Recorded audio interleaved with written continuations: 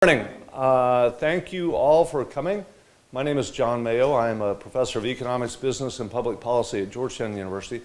I am also the executive director of the Georgetown Center for Business and Public Policy, which together with the Wireless Technology Association is co-hosting today's event.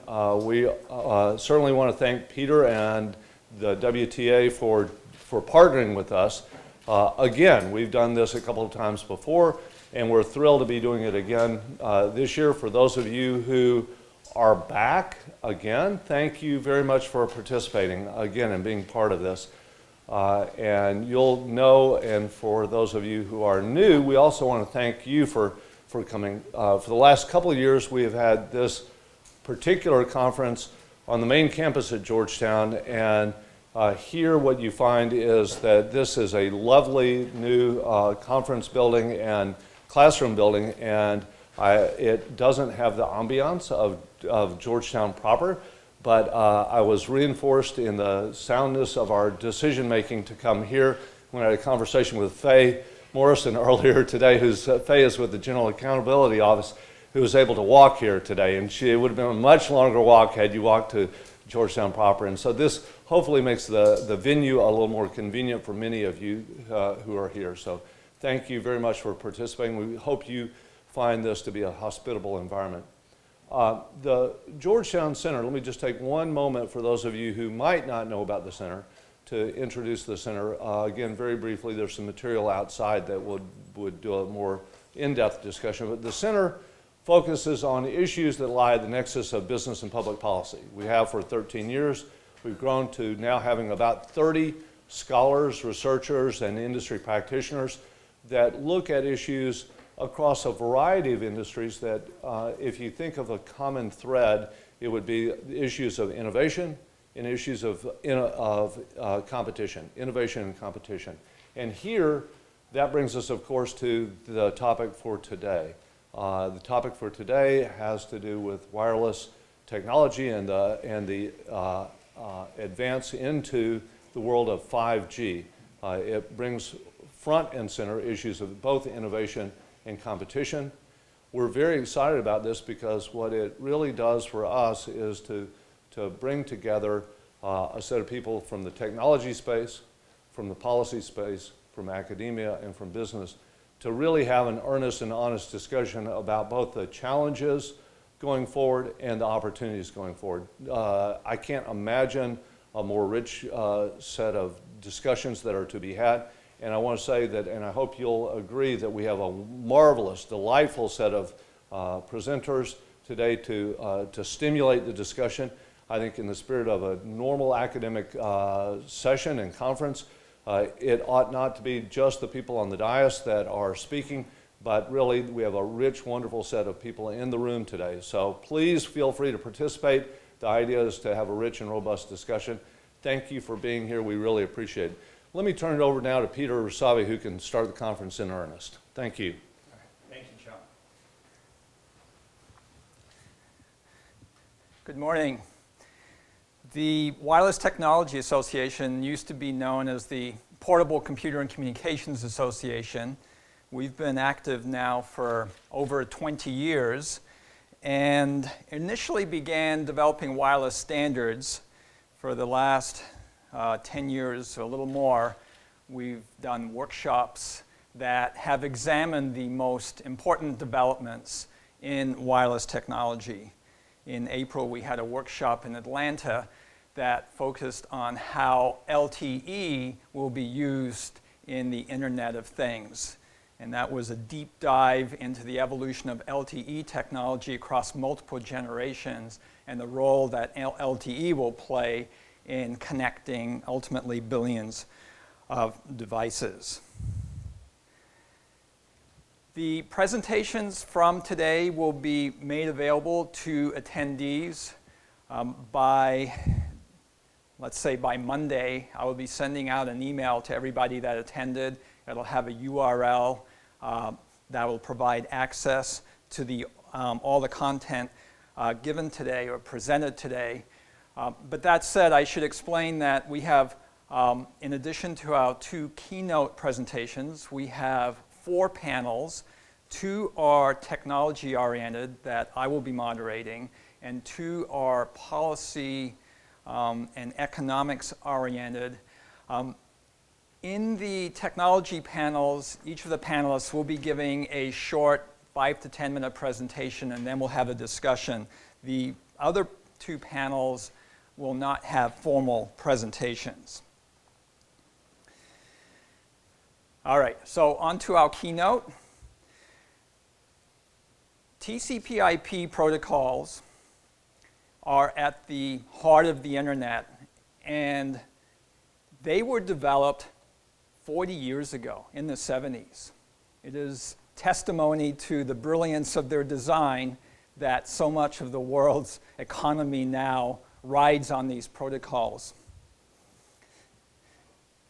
Cisco is one of the companies that is at the heart of the internet, and they have obviously worked with these protocols for many decades. So to the extent that mobile broadband and 5G is access to the internet, or mobile broadband is becoming fundamentally intertwined with the internet, before we have our 5G discussion, we thought it would be worthwhile looking at how the internet itself may evolve with new approaches for communications. So to give that insight into the evolution of the internet and how that will interrelate with 5G, we have Dr. Paul Polakos of Cisco. Thank you. Thank you, Peter. So thank you very much for inviting me this morning to speak to you.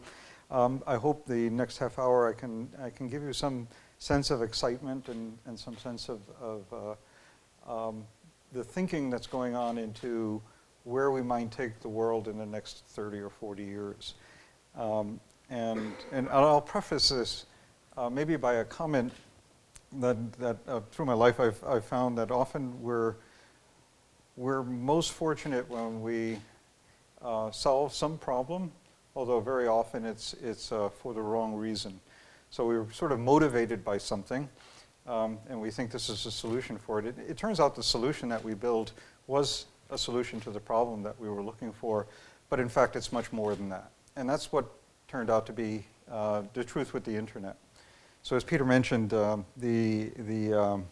TCP/IP protocol was built back in the 1970s and 1980s. The actual work on it started in the 1960s. And I remember at that time, I had a conversation with Bob Kahn several years back, and he said at the time when he decided to work on that, his advisor and most people around him told him he's crazy, it's the end of his career. It's not going to go anywhere. Nobody needs that kind of a solution. This was at a time when computers were first being sort of coming into our life, and people were started to think about how do we make it possible for computers to talk to each other. And just to give you a sense for what the internet was really about was how do we get networks of computers to think or to talk to each other. And at that time, nobody could even get a computer to talk to each other. So they were sort of leapfrogging and looking ahead at, well, eventually we'll build groups of computers, they'll be like countries, and they may speak certain languages. And so how do these countries communicate with each other?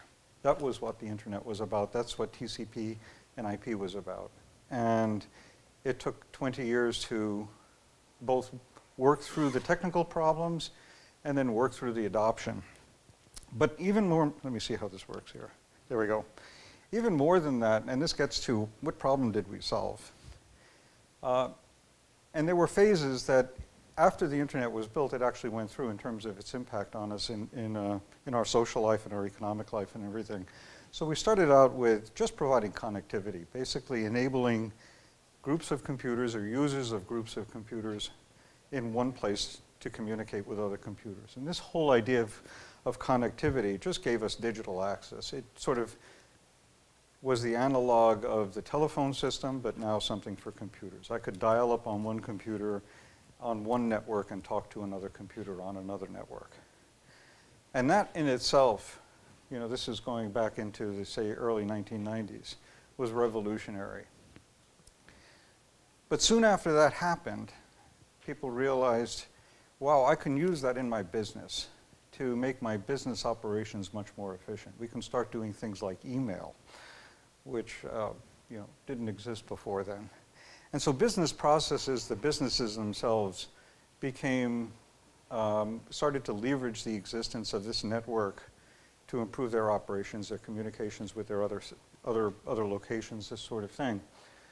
And then after that, there was this realization that, hey, we can use this in the marketplace. And we can start to transform the way we operate, not only operate our business, but actually the functioning of our business and what it's seeking to deliver into the economy, how it operates in the economy.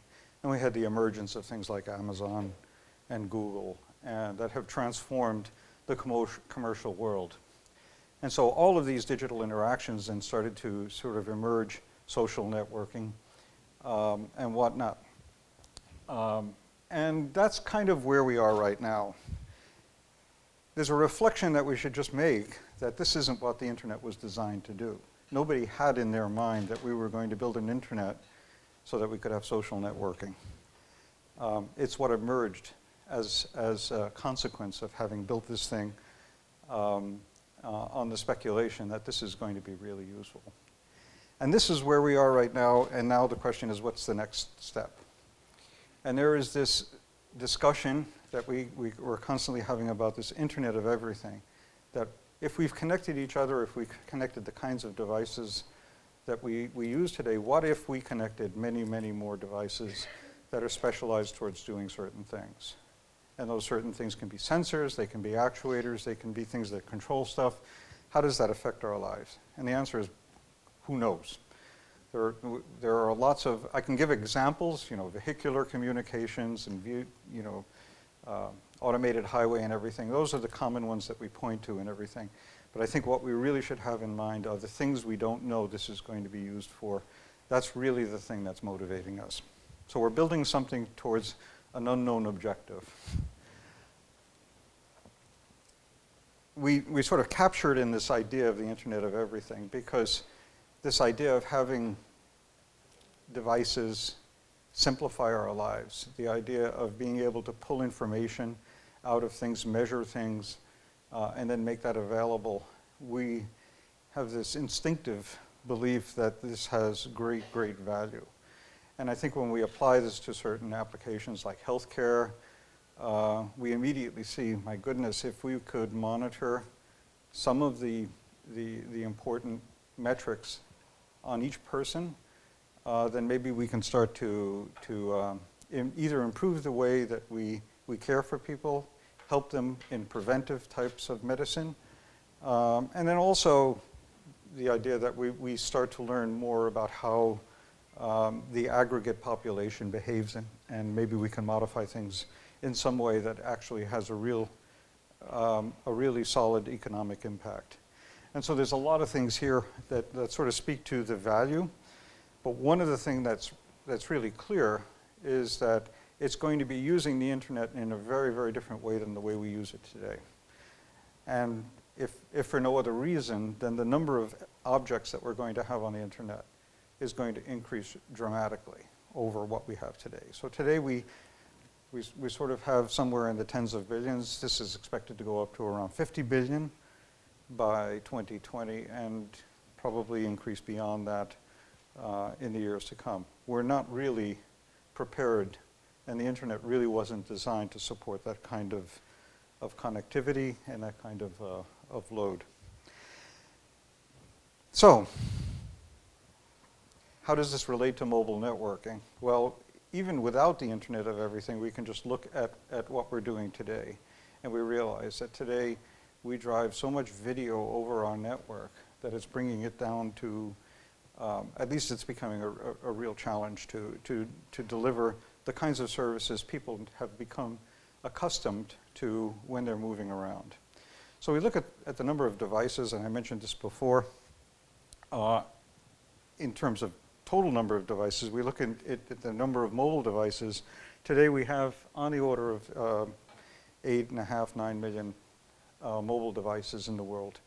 And that's remarkable when you start to think that that exceeds what the world's population is, or it's about equal to what the world's population is, which really means that many people are carrying 2 or 3 phones around with them, with 2 or 3 kinds of mobile devices, because we haven't even penetrated a large part of the population centers in the rest of the world. And this is expected to just continue, and most of the growth will come in multiple devices, people carrying multiple devices, and also the expansion in the coverage of the population itself. In terms of the amount of data that that drives, the plot on the right shows, on your right, shows the total number of exabytes a month. And for those of you who are in technical, an exabyte is a billion. So this is a billion gigabytes. And we're around 4 to 5 exabytes per month today, and we expect that to increase to about by 6-fold by 2019. So these are the projections. So now the question we can ask is, how can our network support that? And our belief is that indeed we probably can do it with 4G. If we provide it with enough spectrum, in fact, you just scale things up and you can start, at least from a physical resource perspective, it should be able to cover it. The real question is at what cost?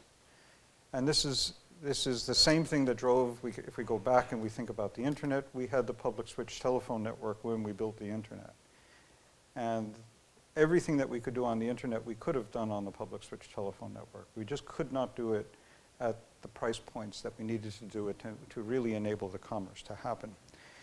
And so the motivator for 5G is, in my mind, strictly an economic one. It's how do we really change the economic framework that we're building our networks on so that we can deliver these kinds of applications that we were talking about for the Internet of Everything at an economic level that's not achievable with our current technology. That's the motivation behind it. We're not looking to really invent something that we can't do today. We're looking to do it much better.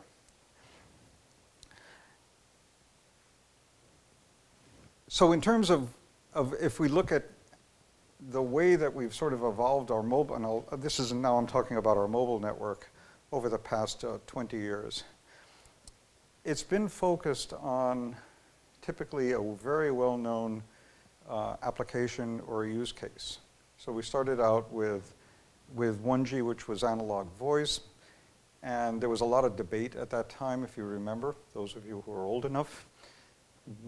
There was a good part of our society that was saying, why do we even need this thing? This idea of a mobile phone, what use is it? And there was a lot of debate because there wasn't really a social framework for even talking in public as you were walking around. You always went into a special booth or something to do it. It wasn't something you did in public. Anyway, we got over that, but it was very expensive. It was more like about $1 a minute to make a phone call. And it was very clear we needed a technology advance to reduce the economic threshold for mass adoption. And so we went to 2G, which was a digital technology, and the digital technology actually achieved that cost reduction. But it was strictly focused on voice. The only thing you did with a mobile device was go around and make phone calls or receive them.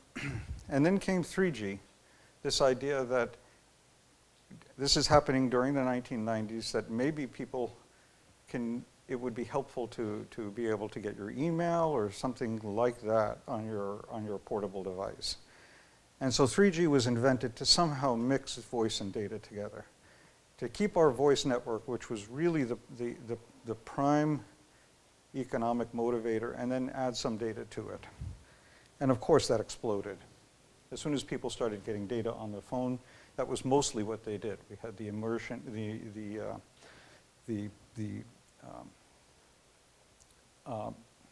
exposure of instant messaging, SMS, and people now started doing more data stuff than they were doing voice stuff.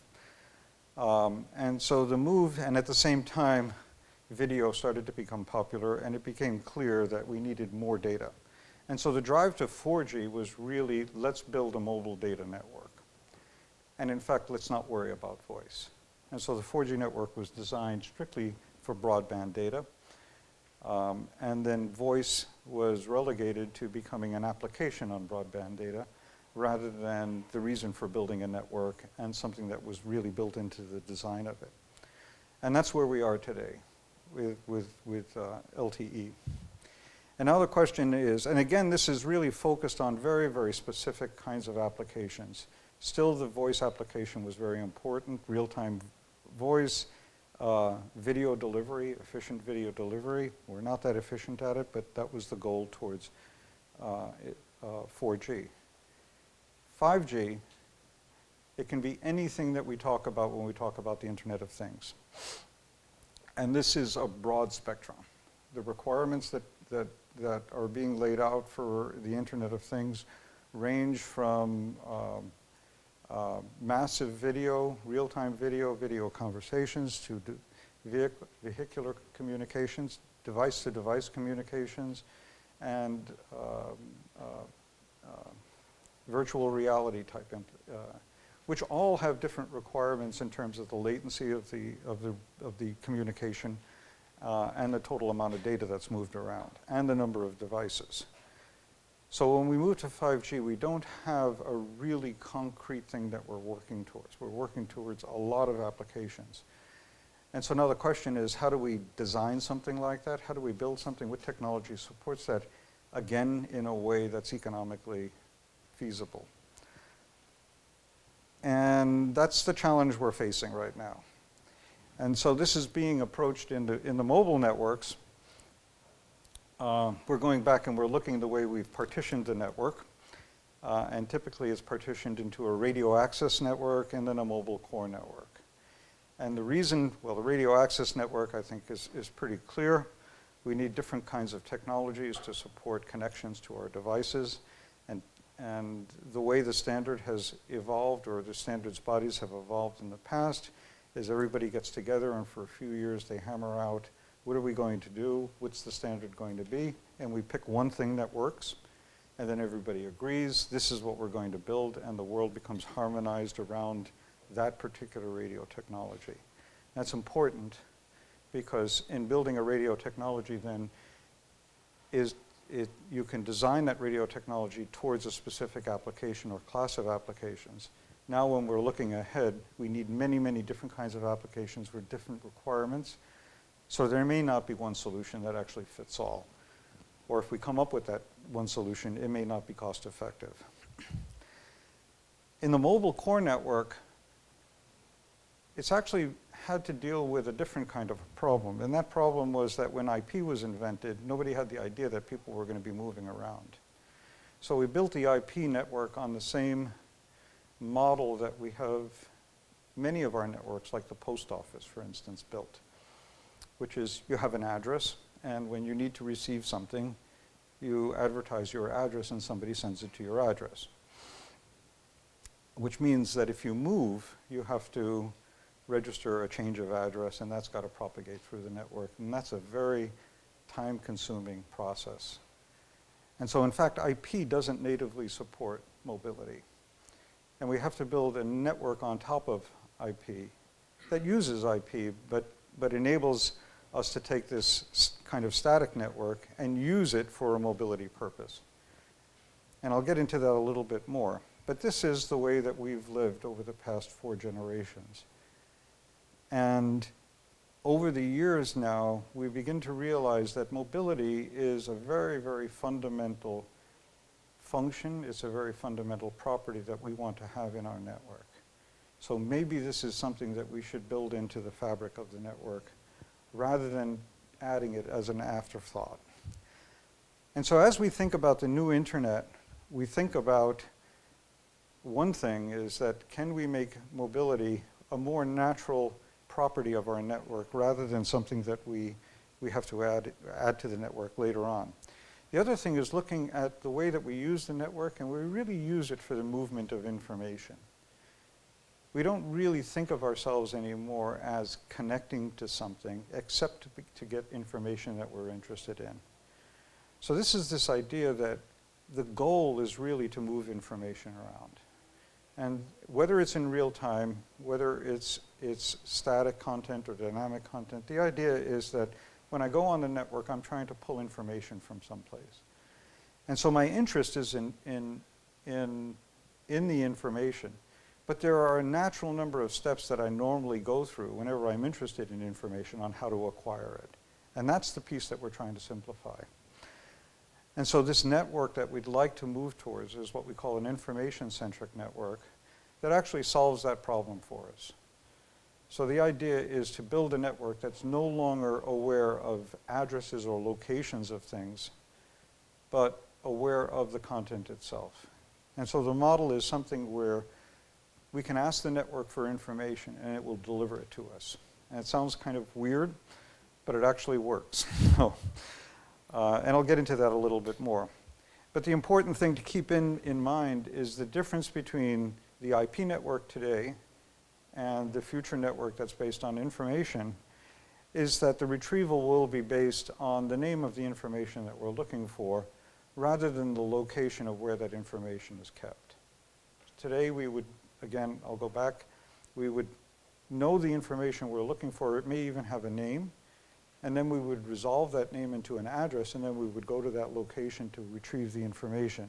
In the future, we can just ask for that information. And what that means is where that information is located is irrelevant. That's a responsibility of the network. The other thing that we want to be careful about is that whatever information we retrieve is secure. It is the information that we've asked for. It's not a fraudulent copy.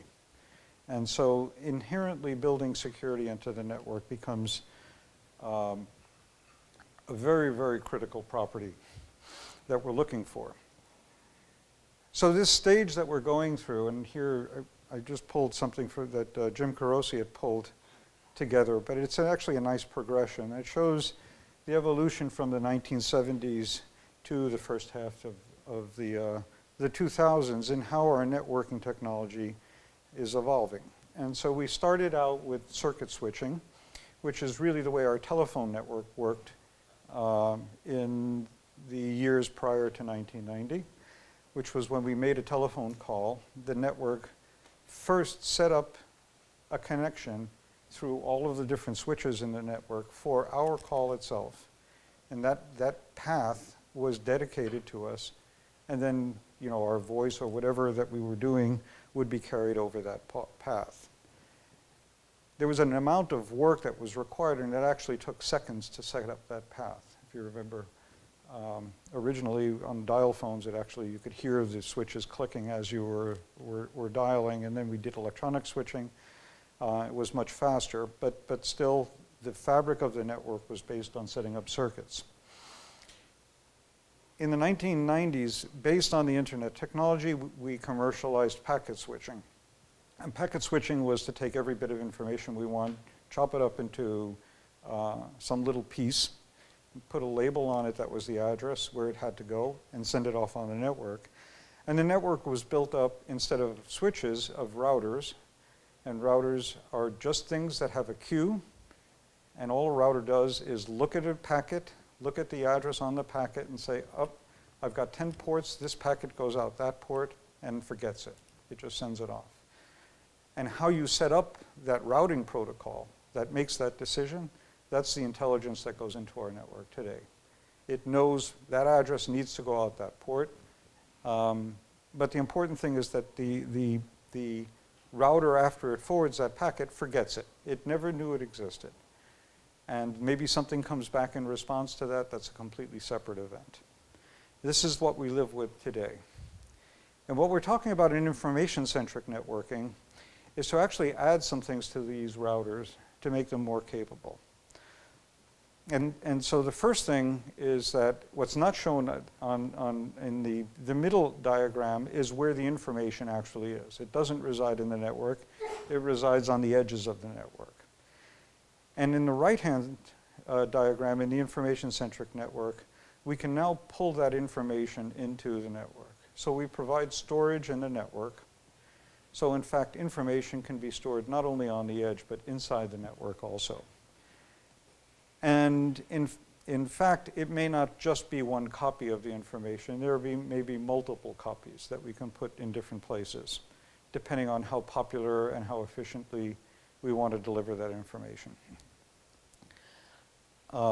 And based on this, then, we can deliver that content from any place that it's stored, not just from the edge.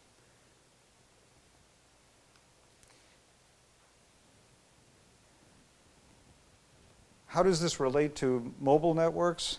Well, there's a new communication paradigm or a new model that we're talking about implementing. And the new model I'll talk about in a moment, but it is a conversational model. It's a request-response model. But if we look at how that gets implemented in the network, I mentioned before that our IP network, which is the bottom layer here, we build another network on top of it that actually has the mobility information in it. So as people move their endpoint, that mobility overlay actually keeps track of where people are located. So when something is sent to them, it can deliver it on the lower network through the instructions that are provided by that overlay. What we've noticed is, again, this is something that's very, very common. Many, many devices like to use this. In addition to that, we've discovered that people like to attack networks. And so we have lots of problems with security attacks. We have lots of problems with people trying to manipulate the information that's delivered over the network. And so we build additional overlays on the network to enhance security and to guarantee the integrity of the data that's delivered. And the model that's used for that is an end-to-end encryption model. And I'll talk about that and what that achieves in a moment. And then finally, the last thing that we mentioned before, we have no storage in the network today. And we have to build content delivery networks on top of our IP network if we want to be efficient in delivering content. And this is sort of the business of Akamai right now. Every time you ask for something on the internet, it gets redirected to some other place in the internet, which is someplace on this storage overlay that will actually deliver it to you, which is closer than where it was originally kept. What we'd like to do is take these three capabilities and collapse them into the network.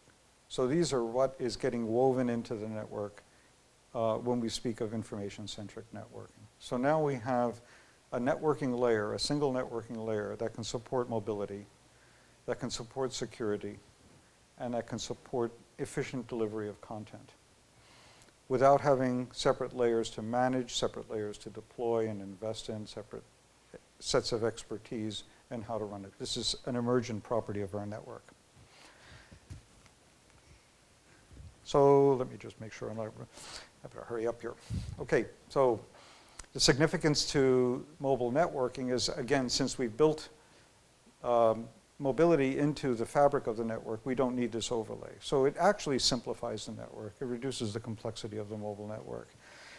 Because we're naming data, we have the opportunity right now in the future to actually reduce the opacity of the network to what it's carrying. It actually has a label that says may say something. And there's security and confidentiality implications to this. It doesn't have to, but we have the option to have that name semantically mean something to the network. And based on that, the network can make decisions on how to transport it. So this gives this idea of context-aware content management. And that content management is now done throughout the network, not just on the edge. In addition to this, and this is the thing that's probably more technical than anything else, it enables a lot of dynamic strategies in terms of routing, in terms of congestion management inside the network. Because we can do things now hop by hop rather than as the way we do it today is really from the endpoints. So we manage congestion today, or we prevent congestion by managing flows end to end. And in the new model, we can actually do this within the network, hop by hop, which means when we have very special kinds of links, like a radio link, that doesn't have well-defined characteristics, the network can rapidly respond to the performance of that link. This is something that we don't do at the networking layer today. I think I'll just go by this because I sort of have carried it over. Again, this just gets down to the idea that we're trying to push these capabilities into the networking layer. And again, the things to keep in mind are mobility, security, and storage. because what I'd like to do is talk a little bit about the model itself, because it's kind of an interesting change from the way we do things now. The underlying principle is a request-response model, and the request-response model is very, very simple. Actually, all of this stuff is very simple when you boil it down to its basic principles. If I want something from the network, I ask the network for it. And there's a special kind of a packet that I send, which is called an interest packet, and it has the name of the data that I'm interested in, or the name of the chunk of information that I'm interested in. The network, through its routing capabilities, will route that interest through the network someplace until it intersects that data. And that data may be kept at the edge of the network in the original server. It may be kept in caches inside the network. The important point is that as soon as it intersects that data, it can return that data from that location. As it returns the data from the location, it can also optionally store it on the path that it's sent back on, which means the next time somebody asks for that data, if they're close to me in the networking sense, they'll be closer to the data also. The data can now be delivered from a location that's more close to them. So as information becomes more popular, it spreads through the network, and then as more people ask for it, it gets delivered from locations that are proximate to them rather than all the way back from a source. The other interesting aspect to this design is that the data packet that's returned is returned on exactly the same path that the interest packet went on. And what that means is that the network now is able to make measurements of how long it takes to get the data back. And it's able to make decisions based on routing according to knowing what that path was. This introduces a complication in design of the network in the sense that it introduces per packet state, something that we considered anathema when we built routers in the early days. This idea of per packet state was something we were trying to avoid. If you remember before what I said, when a router sent a packet, it forgot it ever saw it, and now it's going to remember it until the data packet comes back. And when the data packet comes back, then it will forget that it ever saw any request. But before that, it's going to actually remember that it sent an interest out in that direction that came from this direction, and when a data packet comes back from that direction, it's going to say, I need to send this out this port. I need to send it back along the path it came on. What that means is now as somebody moves through the network, they just keep asking for stuff. And data is going to be returned to wherever they've asked for it. The network doesn't have to keep track of an address or anything. It just knows that something was asked for from this location. If I return it to that location, it'll satisfy that request. So this is how mobility, you can think intuitively, becomes an emergent property of this kind of a design. There's a host of things that per packet state buys us in terms of efficiency in delivering information. I mentioned the mobility support. It also enables multicast delivery without any specific operational management or anything. If multiple people ask for the same thing, then as that data packet is returned towards the places where it was asked for, it'll be replicated and broadcast to or multicast to those locations. I'll skip some of the congestion control stuff I mentioned. I do want to mention at the bottom the resiliency to attacks, because this is a problem that we deal with today quite a bit, which is denial of service attacks. People basically flooding the network with unneeded packets that just wander around or are targeted towards a particular server and eventually bring that server down because it can't handle the traffic.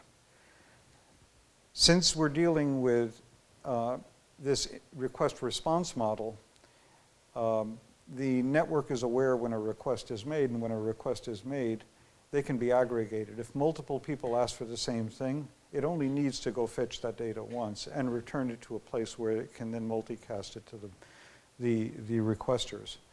So in some sense, there are a number of things, because the network is keeping track of what it's sending around, that it can start to drop packets that are the result of an attack.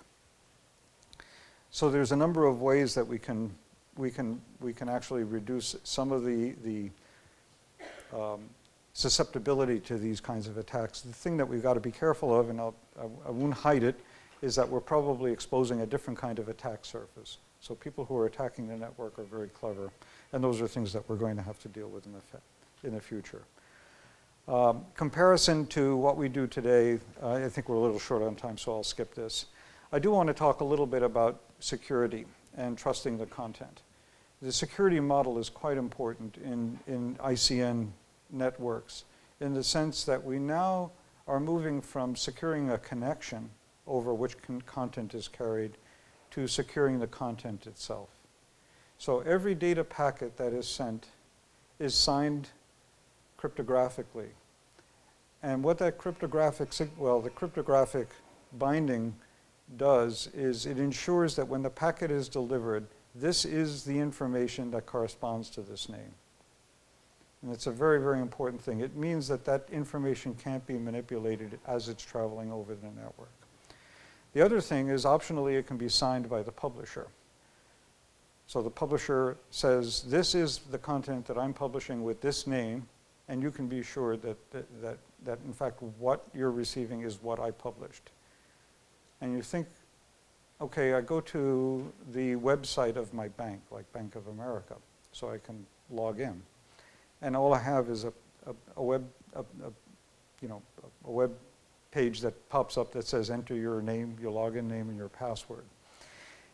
And there have been lots of attacks where people have sort of fraudulently published these things, and people think they're on the Bank of America webpage when they're on somebody else's webpage, and they enter their name and password. So in this case, when I receive the webpage from the Bank of America, I can assert, I can check and say, yes, this is authentic. This came from the Bank of America.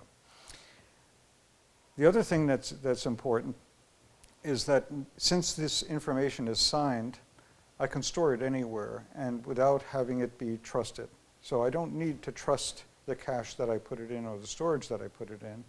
The data, when it's delivered, can be checked to make sure that it's authentic. So this kind of changes the business landscape in terms of who can participate in these kinds of interactions and in the content distribution and storage action if you're securing the data itself. The other point that I'll make is that it does disentangle discussions that we have today around privacy and security. And in principle, in IP, we tend to lump these all together because the way we solve this problem is just by end-to-end encryption, which really makes the transport opaque to everything. Although it doesn't protect our privacy because the endpoints actually use all the information that we expose. Facebook, Google, we're giving them all our information anyway. So I think one of the nice things about ICN is that it enables us to disentangle the issues that relate to user privacy and security. And these relate to data integrity, it relates to authenticity of the data, and the confidentiality of the data. And those things can be handled separately. So for instance, data integrity just means the data hasn't been manipulated. Authenticity means it came from the publisher that I think who was the authentic publisher. And for confidentiality means it can't be seen or it can be seen, the encryption thing. Because there's a lot that I don't really care. For instance, if I'm looking at the New York Times and reading the paper, I'd like to know that this information actually came from the New York Times. I really don't care that somebody else knows the content of what that page is if they were looking over my shoulder and reading it while I was reading it. So this conversation about, or disentangling the issues that relate to this conversation is a very, very important conversation that we should start. And it's actually not being talked about as much as it should be. I think that's an important point to make. We tend to convolve these concepts together. Finally, if we're making such a big change in the way that we're running our network or we're building our network, there's going to be some obvious regulatory impact also.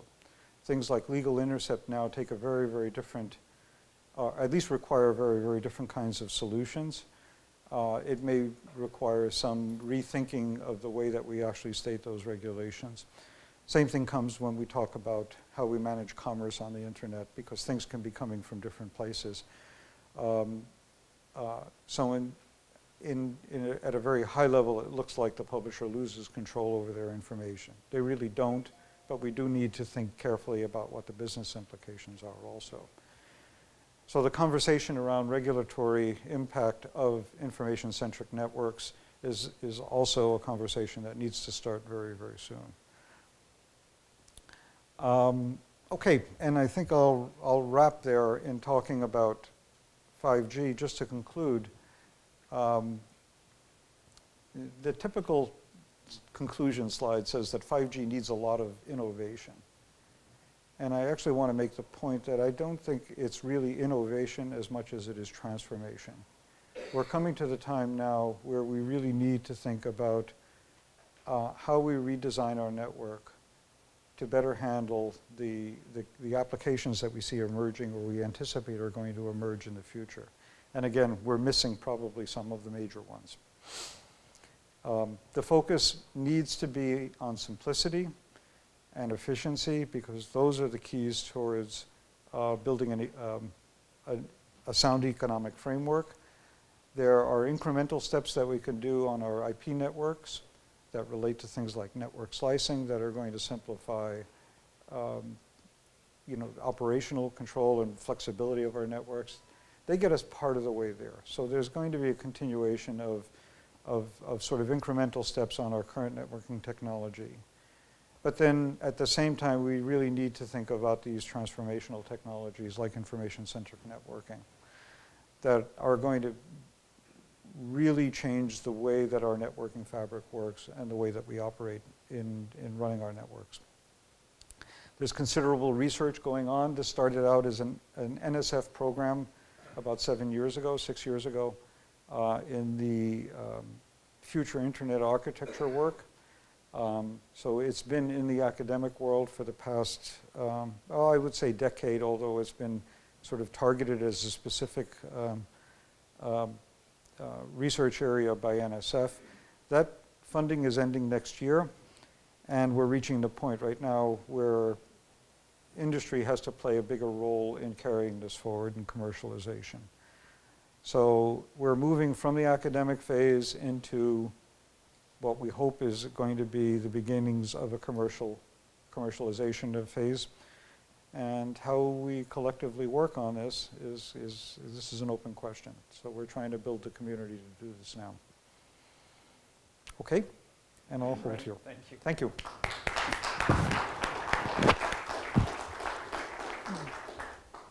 And I guess we'll take